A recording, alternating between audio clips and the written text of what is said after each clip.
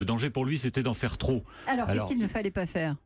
D'en faire trop, déjà bien connaître les joueurs, contrairement à ce qu'avait fait Chirac, qui, vous vous souvenez, s'était trompé. Et puis, peut-être pas de pas trop manifester, de pas trop montrer une tentative de récupération. Mais tout ça, c'est évidemment très subtil, parce qu'on a vu hier qu'il a été entraîné un peu par la ferveur, par les joueurs.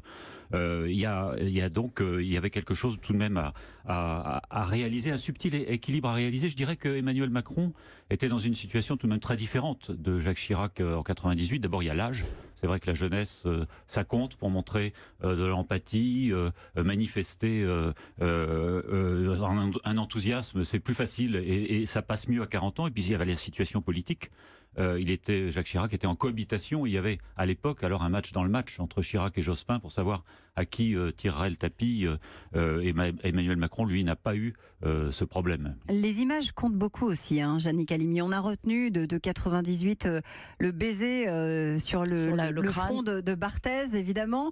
Là, qu'est-ce qu'on va retenir comme image? Emmanuel Macron sautant de joie justement dans les tribunes quand il y a le but ou... On va retenir, comme le disait Bruno, d'abord une certaine retenue. Hein. La première fois qu'il a visité l'équipe, c'était à Clairefontaine, ça a été relativement discret. Je pense que ça a été volontaire.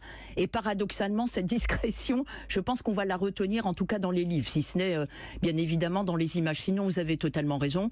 Cette photo que l'on voit prise de dos, même pas d'Emmanuel Macron en pleine action, enfin saluant, non pas la victoire, mais le premier but. C'est ça, je trouve, qui fait toute l'importance, enfin la force de cette image.